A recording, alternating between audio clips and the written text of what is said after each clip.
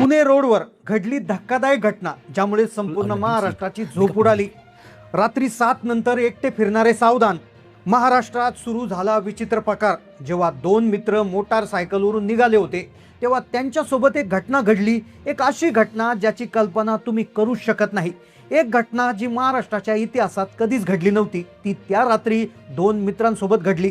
त्या रात्री त्या मित्रांनी जे अनुभवलं, जो विचित्र धक्कादायक प्रकार त्यांच्यासोबत घडला, याचा तपास जेव्हा पोलिसांनी केला तेव्हा तपासात जे उघड आलं, ज्या गोष्टी समोर आल्या त्या आणखीनच भयानक होत्या। आता या घटनेमुळे संपूर्ण लोक घाबरले आहेत। रात्री 7 नंतर लोक बाहेर निघायला घाबरू लागले आहेत, कारण की असेच प्रकार फक्त पुण्यात नाही तर नाशिक, छत्रपती संभाजीनगर, अमरावती, नागपूर, धुळे, जळगाव या ठिकाणी देखील झालेले आहेत। त्या रात्री घडलेली घटना सामान्य नव्हती। त्या मित्रांनी जे पाहिलं त्याच्यावर कोणी विश्वास ठेवला नाही, पण जेव्हा पोलिसांनी तपास केला तेव्हा जे सत्य समोर आलं त्याने पोलिसांच्या पायाखालची जमीन सरकली। मग नेमकं काय घडलं होतं? त्या रात्री त्या दोन मित्र जेव्हा मोटरसायकलीवरून जात होते तेव्हा त्यांच्यासोबत असं काय घडलं की पोलिसांनी तपास केल्यानंतर सगळ्या लोकांची झोप उडाली।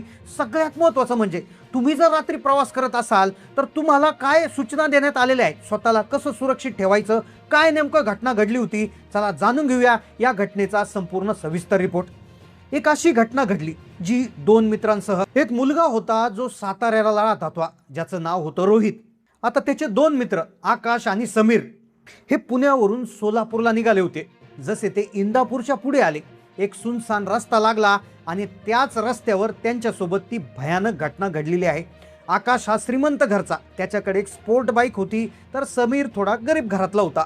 पण या दोघांच्या मैत्रीत पैसा कधीच आला नव्हता।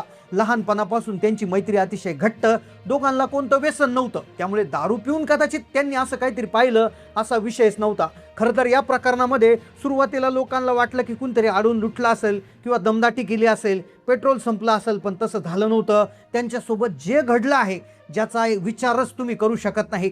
खरं तर आकाशला सोलापुरात एका मोठ्या कंपनीत जॉब इंटरव्ह्यूसाठी जायचं होतं। त्याने समीरला विचारलं, समीर मला सोलापूरला जायचंय, येतोस का माझ्यासोबत? 1-2 दिवस लागतील, मला मोटारसायकलवर जायचा कंटाळा आला। तेव्हा समीर हसून म्हणाला, अरे वेडा, मी तुला कधी नाही बोललोय का? चल जाऊया, आपण दोघी सकाळी 9 वाजता पुण्यामधून जाऊयात। खरं तर ते सकाळी 9 वाजता निघतात, गाडीची टाकी फुल करतात, स्वतःही नाश्ता करून पोट फुल करतात आणि प्रवासाला सुरुवात करतात। रस्त्यात गाणी ऐकतात, गप्पा मारत हसत खेळत त्यांचा प्रवास सुरू होता। पण त्यांना माहिती नव्हतं की तब्बल 100 किलोमीटर गेल्यानंतर रात्री त्यांच्यासोबत एक अशी घटना घडणार होती की ज्याने सगळ्या महाराष्ट्रातल्या लोकांची झोप उडणार होती। पुण्यापासून निघाले, साधारणपणे दुपारची वेळ झाली होती। 100 किलोमीटर अंतरावर पुन्हा एकदा त्यांनी आपलं जेवण करून घेतलं। आता त्या रात्री त्यांच्यासोबत काय घडणार होतं याची कल्पना त्यांना नव्हती। मित्र मजा मस्तीमध्ये चालतात, इकडल्या तिकडल्या गप्पा टप्पा मारतात। दुपारचं जेवण झालं। दुपारचं जेवण झाल्यावर आकाश हा तिथून पुण्यापासून निघाल्यापासून मोटरसायकल चालवत होता, त्यामुळे त्याला थोडासा आळस आला होता। त्यामुळे तो समीरला म्हणाला, समीर आता तू गाडी चालव, नाहीतर आपण थोडासा आराम करूया, असं त्याचं म्हणणं आलं। म्हणूनच ते ज्या ठिकाणी थांबले होते, जिथं जेवण केलं होतं त्या झाडाखाली गाडी लावली आणि गाडी लावूनच तिथे ते एका झाडाखाली थोडा वेळ बसून राहिले। पण त्यांना काय माहिती होतं की त्यांच्यासोबत रात्री घडणारा हा प्रकार या थांबलेल्या त्यांच्या निर्णयामुळे घडणार होता। आपण बऱ्याच वेळा प्रवासाला जातो, काहीतरी खातो, काहीतरी पितो, कुठेतरी बसतो, कुठेतरी फोटो काढतो, पण आपल्याला माहिती नसतं की याच गोष्टीमुळे, म्हणजे ज्या ज्या गोष्टी आपण मध्ये मध्ये करतो त्याचं कनेक्शन पुढे लागणार होतं। लोक आरामात सगळ्या गोष्टी करतात, पण जेव्हा वेळ येते, जेव्हा एखादी घटना घडती, तेव्हा एखाद्या चित्रपटाच्या फ्लॅशबॅक सारखं सगळं आठवतं। आता दुपारी ते त्या ठिकाणाहून निघाले। दुपारी निघाल्यावर जवळपास त्यांनी बरंच अंतर कापलं। आता साधारणपणे रात्र झाली होती, रात्रीचे 9:30 वाजले होते, तेव्हा ते जवळपास इंदापूरच्या जवळपास पोहोचले होते। तिथे एक धाबा बघितला, त्या धाब्यावरची व्यवस्था त्यांना चांगली वाटली। त्या धाब्यावर त्यांनी जेवण केलं। जेवण करून थोडा आराम करून त्यांनी त्या ठिकाणी ते जाणार होते। जवळपास 2-2.5 तास तिथे त्यांनी चांगली झोप घेतली। धाब्यावर भाजा टाकलेल्या होत्या, तिथेच त्यांनी मस्तपैकी जेवले आणि झोप घेतली। दुपारच्या झाडापासून ते जेव्हापासून निघाले होते तेव्हापासून त्यांच्यामध्ये एक विचित्र बदल जाणवायला लागला होता। आता त्यांना थोडाफार आळस यायला लागला होता। रात्री जेवण केल्या केल्या त्यांना कधी झोप आली समजलंच नाही। जवळपास 2 तास 3 तास ते तिथूनच झोपले। आसपासचे वेटर देखील त्या ठिकाणी येऊन बघत होते, त्यांना वाटलं चला झोपू द्या। असं करून त्या ठिकाणी तिथे ते झोपलेले असतानाच एक कार आली आणि एका कारने जोरात हॉर्न वाजवला आणि हॉर्न वाजल्यावर त्यांना जाग आली, म्हणून ते उठून उभे राहिले। घड्याळात पाहता तर काय, रात्रीचे 11:30 वाजले होते। दोघांना वाटलं अरे बापरे, इतका वेळ झाला आपण झोपलोय, आता फार उशीर होईल. पण तेवढ्यात समीर म्हणाला, अरे आकाश, इथून सोलापूर किती लांब आहे? तेव्हा आकाश म्हणाला, थांब आता मी गुगल मॅपवर चेक करतो. त्याने गुगल मॅपवर चेक केला आणि तो म्हणाला, समीर, इथून सोलापूर काय जास्त लांब नाहीये आणि आपल्याकडे भारी बाईक आहे, हेल्मेट आहे, रस्त्यावर लाईट जरी नसली तरी चंद्राची लाईट आहे, आपण आरामात पोहोचू. तू एक काम कर, मोबाईलवरून सोलापूरमध्ये एक रूम बुक करून ठेव, म्हणजे तिथे गेल्यावर आपल्याला आराम करता येईल. असं त्यांनी प्लॅनिंग केलं. डोळ्यावरची झापड आली होती. त्यांनी चहा घेतला. चहा घेता घेता त्या दोघांपैकी एका मित्राच्या मनात असं आलं की रात्री जर आपल्यासोबत काही घडलं तर आपण काय करायचं. साधारणपणे त्या धाब्याहून निघताना त्यांना 12 वाजले होते. अगदी त्या ठिकाणी शांतता होती. रस्त्यावरून कोणी जात नव्हतं. त्यांना काय करावं समजत नव्हतं. आकाश देखील समीरला म्हणाला, अरे बाबा, आपण धाब्यावरच झोपूया, उद्या सकाळी जाऊयात. पण समीर म्हणाला, अरे मला सकाळी 8 वाजता इंटरव्ह्यू द्यायचा आहे, त्यामुळे आपल्याला लवकर जावं लागेल. अखेर समीरचंही म्हणणं त्याला पटलं. मोबाईलवर एक रूम बुक केली. रात्री 11:30च्या दरम्यान ते पुन्हा प्रवासाला लागले. पण त्यांनी इथे एक मोठी चूक केली. पुण्यापासून इंदापूरपर्यंत येईपर्यंत त्यांची गाडीची पेट्रोलची टाकी आहे, तिच्याकडे त्यांनी लक्ष दिलं नव्हतं. पुढे 25 ते 30 किलोमीटर पर्यंत समीरच्या लक्षात आलं की गाडीमध्ये पेट्रोल आता जवळपास संपत आलेलं आहे. आता धाब्यापासून ते 25 ते 30 किलोमीटर गेले होते. कुठलाही पेट्रोल पंप त्यांना दिसला नव्हता. एका निर्जन आणि काळोख्या रस्त्यावर त्यांची गाडी आता हळूहळू हिसके देऊ लागली होती. जसं पेट्रोल संपत असताना शेवटचा हिसका गाडी देत असते, अगदी शेवटच्या क्षणी गाडी जसं करते तसं करू लागली होती. आता समीर आणि आकाश यांच्या मनात अगदी धक्का बसला होता की एवढ्या रात्री आता कसं होणार, पेट्रोल पंप कुठे ना कुठे असेल असं म्हणून तेवढा विचार करत त्यांनी गाडी बंद पडली. अरे यार, दोघांनी कपाळा हात लावून बसले. पेट्रोल संपलं होतं. मागं जावं तर 25 किलोमीटर आणि पुढे कुठे पेट्रोल पंप याची कल्पना नव्हती. त्यांनी रस्त्यात त्यांना एकही पेट्रोल पंप दिसला नव्हता. तेवढ्यात त्यांना थोड्या अंतरावर एक पानपट्टी दिसली, एक पानाचं दुकान दिसलं आणि इथूनच खरी रहस्यमय गोष्टी आता घडायला सुरुवात होणार होत्या. दुपारी ते झाडाखाली बसले होते. त्यानंतर धाब्यावर जेवण केलं. धाब्यावर अचानक डोळा लागला. पेट्रोल त्यांच्या लक्षात आलं नाही. हा कशाचा संकेत होता? हा पुढचा संकेत होता. एक पानाचं दुकान दिसलं. तिथे जाऊन त्यांनी विचारलं, भाऊ, थोडं पेट्रोल भेटेल का? पानपट्टीवाला म्हणाला, मी पेट्रोल ठेवत नाही. मागे 25 किलोमीटर आणि पुढे 20 किलोमीटर पर्यंत एकही पंप नाही. एकतर तुम्ही इथे थांबा, नाहीतर गाडी ढकलत जा. आता 25 ते 26 वर्षाची तरुण पोरं अशा ठिकाणी थांबण्यापेक्षा त्यांनी गाडी पुढे ढकलण्याचा निर्णय घेतला. ते म्हणाले, 15 किलोमीटर तर आहे ना, चला ढकलत नेऊ. दोघांनी गाडी ढकलायला सुरुवात केली. त्यांची हीच डेअरिंग त्यांच्या जीवावर बेतणार होती. 5-6 किलोमीटर गेले असतील तर तेव्हा त्यांना दूरवर पेट्रोल पंपाचा एक मोठा चमकणारा बोर्ड दिसला. दोघांच्या जीवात जीव आला. ते त्या पानपट्टीवाल्याला मनात शिव्या देऊ लागले. पानपट्टीवाला म्हणाला, 15 किलोमीटर म्हणत होता, एकही पंप नाही आणि 5 किलोमीटरवर पंप कस काय आला? ते पेट्रोल पंपावर पोहोचले पण तिथे कुणीच नव्हतं. सगळं सुनसान होतं. त्यांनी हाका मारल्या. त्यांच्या ऑफिसमध्ये जाऊन बघितलं, सगळं काळक होतं. पेट्रोलच्या मशीन चालू होत्या पण रीडिंग 0 होती. 10-15 मिनिटं वाट पाहिले होते. गाडी ढकलत पुढे निघणार. तेवढ्यात एक आवाज आला, ए थांबा, मी आलोय. एक कुबडा म्हातारा, ज्याने अंगावर शाल पांघरली होती, त्याची अर्धी पांढरी दाढी पांढरी होती आणि अर्धी काळी होती. डोळ्यामध्ये विचित्र चमक होती. तो लंगडत त्यांच्या जवळ आला आणि विचारलं, काय झालं पाहुणं? अहो, गाडीतलं पेट्रोल संपलं. आकाश म्हणला. तो म्हणाला, मी इथला वॉचमॅन आहे, मीच टाकतो पेट्रोल, या. तो म्हातारा म्हणाला. त्यांनी गाडी पुढे दिली. म्हाताऱ्याने टाकी फुल केली. पैसे घेतले. ते तिथून निघाले. पुढे गेल्यानंतर समीर म्हणाला, अरे यार, तो म्हातारा किती विचित्र होता ना, त्याच्या अंगाचा वास पण किती घाणेरडा येत होता. आकाश म्हणाला, जाऊ दे, आपलं काम झालं ना, पेट्रोल मिळालं हेच खूप आहे. ते पुढे निघाले. 15 किलोमीटर गेले असतील तेव्हा उजवीकडे पुन्हा एक पेट्रोल पंप दिसला.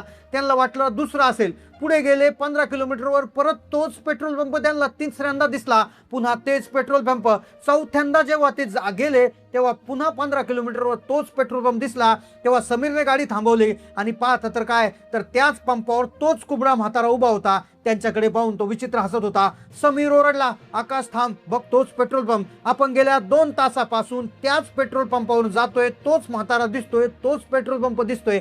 आपण किती पुढे गेलो तरी त्यांची गाडी तिथेच येते. 15 किलोमीटर गेल्यावर त्यांनी गाडी दामटली. पुन्हा कुठे युटर्न घेत नाहीये, आपण कुठून वळणही घेत नाही. आपण कस काय परत त्या जागेवर येतोय? आता त्यांना कळायला मार्ग नव्हता. त्यांना समजलं होतं की आपण एका चक्रामध्ये अटकलो आहे आणि त्याच पेट्रोल पंपापाशी आपण येतो आहे. आता ही 4थी वेळ होती आणि अखेर त्यांनी गाडी रेस केली. आता अखेर त्यांनी किलोमीटरचं रीडिंग पाहिलं आणि अंतरावर 0 सेट केला. पुन्हा 15 किलोमीटर ते सरळ गेले आणि सरळ गेल्यावर पुन्हा तोच पेट्रोल पंप, तोच कुबडा म्हातारा. आता 6व्या वेळेस आले तेव्हा अचानक तो कुबडा म्हातारा ताट उभा राहिला होता.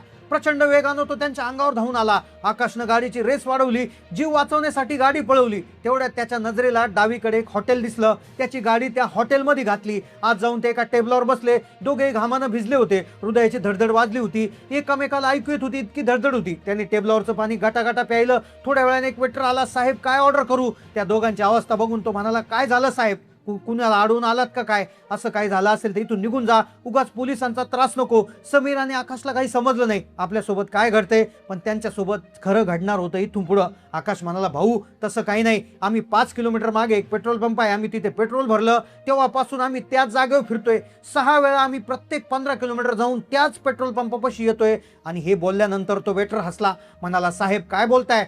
रस्त्यावर पुढचे 15 किलोमीटर आणि मागचे 25 किलोमीटर एकही पंप नाही. नक्की एकतर तुम्ही नशेत आहात, नाहीतर तुमच्या डोक्यावर परिणाम झाला. आता आकाश आणि समीरला खात्री पडली होती की त्यांच्यासोबत काहीतरी भयंकर घडलं. त्यांनी ठरवलं की रात्र या हॉटेलमध्येच घालवायची. त्यांनी जेवणाची ऑर्डर दिली, एक चिकन हंडी आणि एक तंदुरी आणा असं समीर म्हणाला.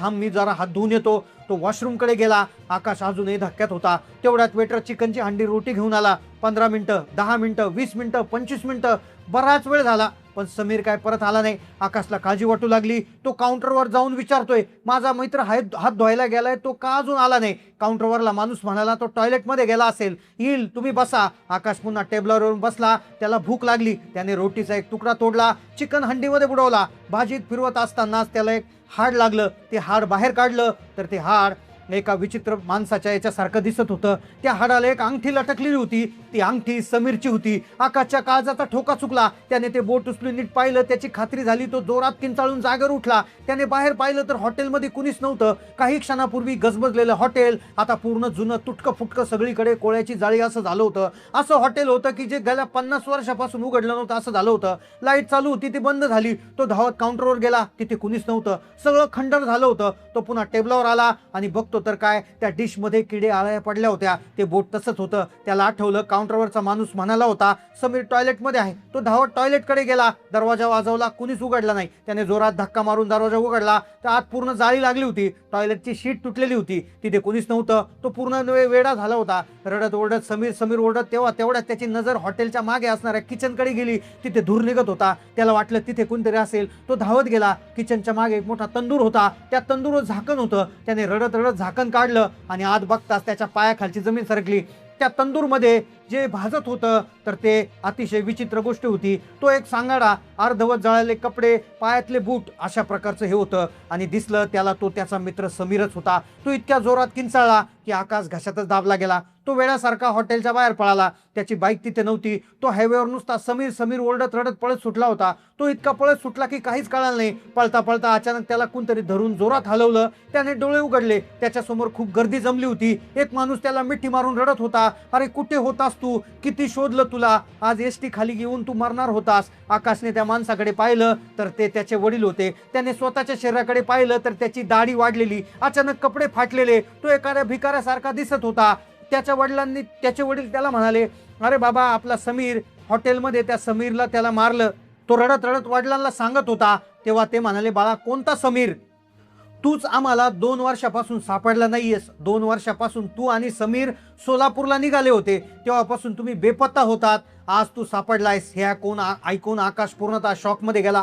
2 वर्ष त्याला वाटलं होतं की हे काही तासापुरतीच घडलंय, पण ते चक्र इतकं भयंकर होतं. त्याने आकाशची 2 वर्ष गिळून टाकली. 2 वर्षापूर्वी हे 2 मित्र त्या ठिकाणी निघून गेले होते. त्यातला एक मित्र गेला, पण दुसरा मित्र तब्बल 2 वर्षांनी अचानक आईवडिलांना सापडला. खरं तर ही एक प्रकारे काल्पनिक स्टोरी आहे, पण ही तुम्हाला कशी वाटली? ही जर चांगली वाटली असेल तर नक्की लाईक करा. चॅनलला नवीन असाल तर सबस्क्राईब करा. धन्यवाद.